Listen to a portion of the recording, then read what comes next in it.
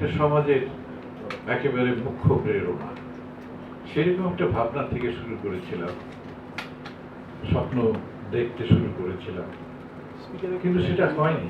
নানানভাবে সেটা বিচ্যুত হয়েছে।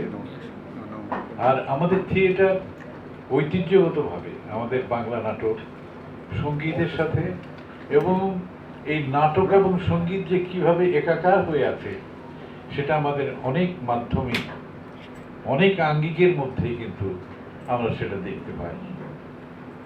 তো যারা এই উদ্যোগটা নিয়েছেন তাদেরকে আমি ধন্যবাদ জানাই, যে থিয়েটারের গান এবং থিয়েটারে গান যে কি অপরিহার্য বিষয়, এটা আপনারা যারা নিয়মিত নাটক দেখেন তারা নিশ্চয়ই লক্ষ্য করবেন। তা আজকে গানগুলি গাওয়া হবে, কিন্তু গানের কোন কোন সময়ে কোন জায়গায় যে গানটা গাওয়া হয় সেটা হয়তো এখানে স্পষ্ট করা সম্ভব হবে না। তবে নিশ্চয়ই আপনারা ধারণা করে নেবেন যে এই গানটি নাটকের কোন পর্যায়ে গাওয়া হয়েছে। তো এটা একটা বড় ব্যাপার যে এই যে উদ্যোগটি নিয়েছেন, যে থিয়েটারের গান, এই থিয়েটারের গান আজকে যে যাত্রা শুরু হলো সেটাও আমাদের জন্য অত্যন্ত গৌরবের, যে আরণ্যক নাট্য দল দিয়ে এই যাত্রা শুরু হলো এবং অনেকগুলি দল নিশ্চয়ই তাদের থিয়েটারের গান নিয়ে এখানে উপস্থিত হবে। আমার একটা ব্যক্তিগত কথা আমি অত্যন্ত বিনয়ের সাথে বলতে চাই, যে এই অনুষ্ঠানের আগে যে পেজটি আছে সেখানে অনেক কথা লেখা হয়েছে আমার সম্পর্কে।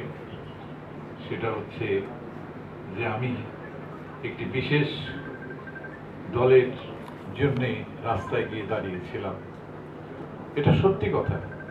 রাস্তায় গিয়ে যখন আমি দাঁড়িয়েছিলাম তার ঐতিহাসিক প্রেক্ষাপটটা বুঝতে হবে। তখন রক্তপাত হয়েছিল।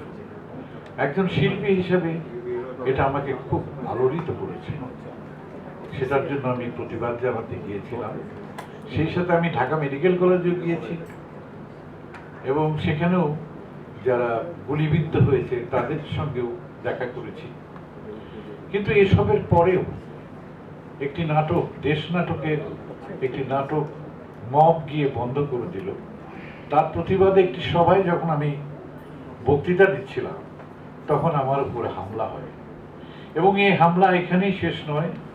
এরপরে শিল্পকলা একাডেমির মহাপরিচালক বলে দিলেন আমি কোনো নাটকে অভিনয় করতে পারবো না, এবং শেষ পর্যন্ত নাট্যকর্মীদের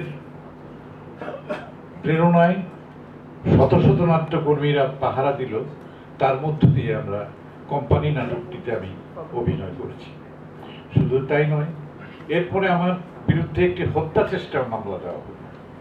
কাজেই আমাকে কোনো একটা বিশেষ দলের সঙ্গে, বিশেষ সম্প্রদায়ের সঙ্গে যুক্ত করাটা আমার কাছে খুব কষ্ট এবং বেদনার ব্যাপার হয়ে দাঁড়িয়েছিল।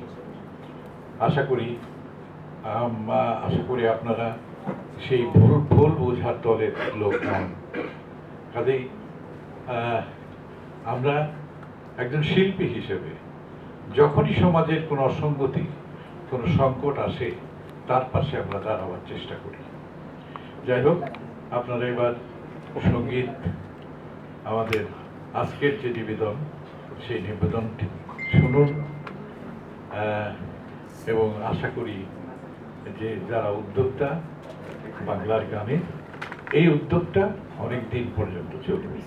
ধন্যবাদ আপনাদের।